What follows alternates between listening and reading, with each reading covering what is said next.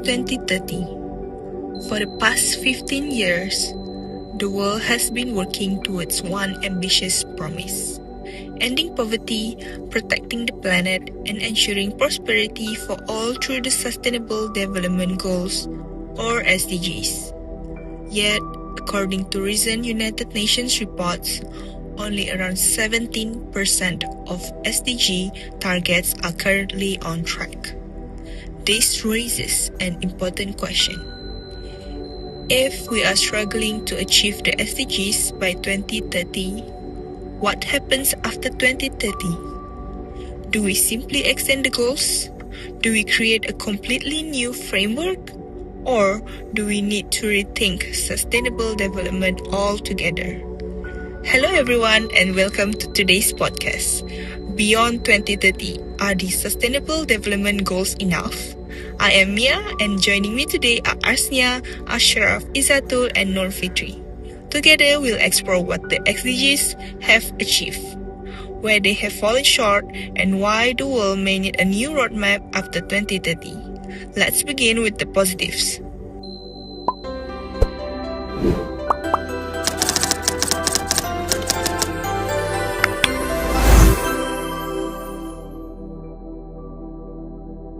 When discussions about the SDGs come up, people often focus on the failures.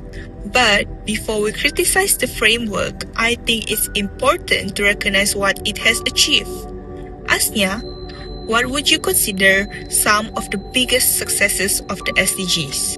I agree, while the SDGs certainly have limitations, they have achieved several important outcomes. Perhaps the biggest success is that they create a shared global vision for development. Before 2015, governments and organizations often approach environmental, social, and economic issues separately. The SDGs brought this issue together under one framework. Beyond awareness, there has also been measurable progress.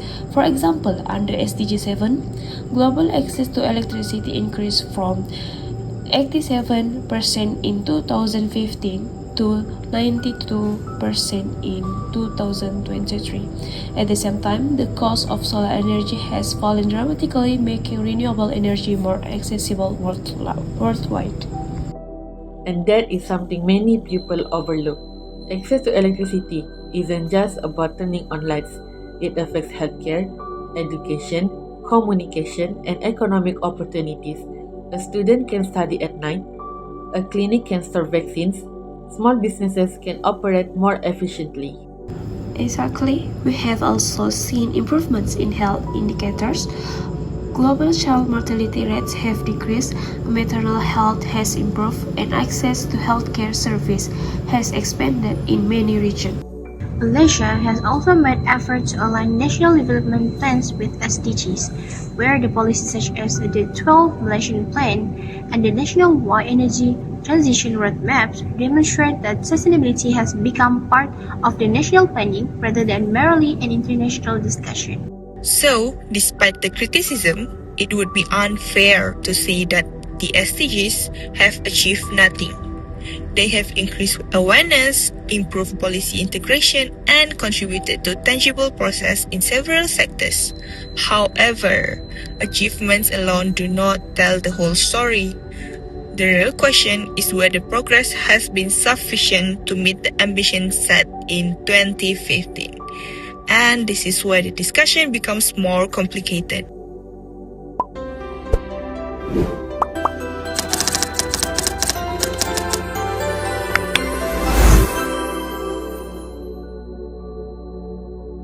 Ashraf, despite the successes we have discussed, many experts argue that the SDGs are falling short.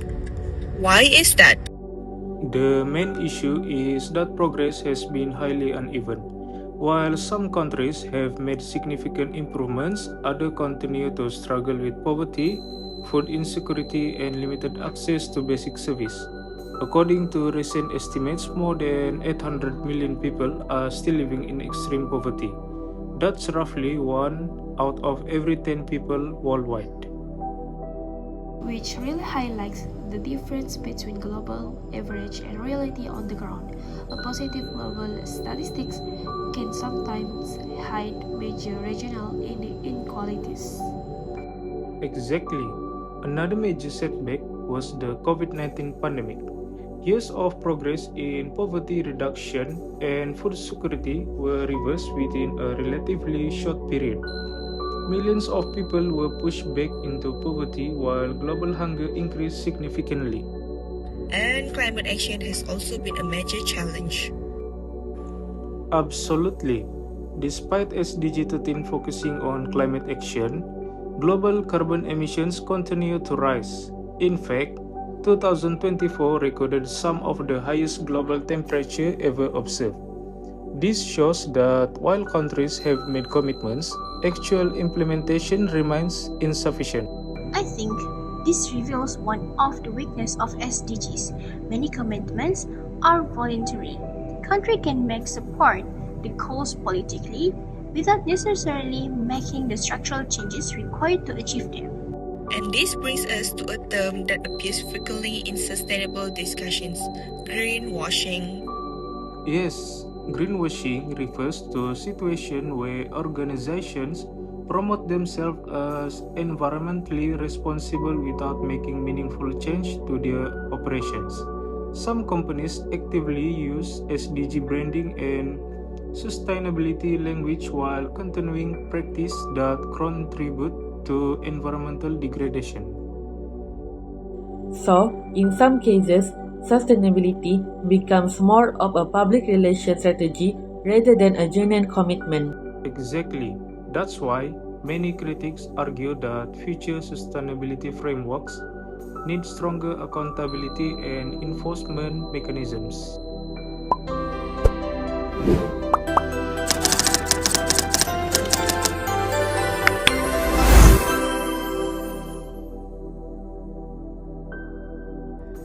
One interesting observation is that many of today's biggest challenges were either underestimated or not fully anticipated when the SDGs were introduced in 2015.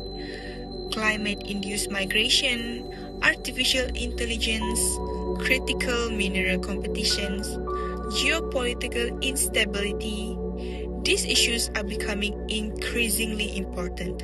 Izatul, what are some of the major challenges that could define the post-2030 world?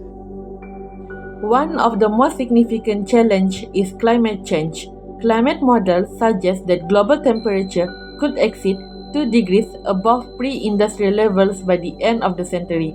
This increases the likelihood of extreme weather such as floods, droughts, heatwaves, and tropical cyclones. And we are already seeing evidence of that today. Exactly. Even in Malaysia, floods have become more frequent and more severe in recent years. Climate change is no longer a future problem, it's a present reality. And the impact extends beyond environmental damage. Flood can disrupt transportation, destroy infrastructure, affect food production, and place enormous pressure on governments and communities. Another challenge is artificial intelligence. AI has enormous potential to improve healthcare, education, environmental monitoring, and productivity. However, it also raises concerns about job displacement and digital inequality. Can you elaborate on that? Certainly, countries with advanced technological infrastructure are likely to benefit far more from AI than countries that lack access to digital resources. If this gap continues to widen, we could see the emergence of what researchers call an AI divide. Which means inequality would no longer be determined only by wealth, but also by access to technology and data. Exactly. We are also facing growing concerns about resource scarcity. The global transition to renewable energy depends heavily on critical minerals such as lithium, cobalt, and rare earth elements. As demand increases, competition for these resources may create new geopolitical tensions. So, the challenges after 2030 are becoming increasingly interconnected. Climate, technology, economics, and security are no longer separate issues. That's right, and future sustainability frameworks must be capable of addressing these interconnected risks rather than treating them as isolated problems.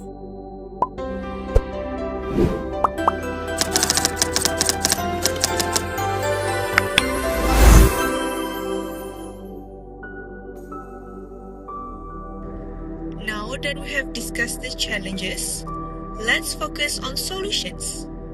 Note Fitri, based on our discussion, what should a post-2030 agenda prioritize? Thank you for the question. I think the first priority for post-2030 agenda should be climate resilience. For many years, people have focused on reducing carbon emissions. This is important, but we also need to prepare for the effect of climate change that's already happening. This means investing in better flood protection, supporting climate-smart farming, and planning cities in a more sustainable way. In other words, we need to strengthen society's ability to adapt rather than simply hoping future disasters can be prevented. Yes, exactly. Okay, next, the second priority should be moving toward in a circular economy. Today, many industries follow a take, use, and throw away model. This is not sustainable in long term. Instead, we should encourage people and businesses to reuse, repair, and recycle product whenever possible. And that could help address both environmental degradation and resource scarcity. Yes, exactly. And now we're going to talk about the third priority, which is ethical AI governance. Technology should benefit everyone, not just a small group of people. To achieve this, we need clear policies on data privacy, cybersecurity, digital access, and responsible use of AI. Otherwise, technological progress may actually deepen existing inequalities. Yes, exactly. And now we are going to talk about the future sustainability plans need stronger accountability, where the government and the companies should not make only promises but also show the real results. They should be transparent about their progress and be held responsible to greenwashing or failing to meet.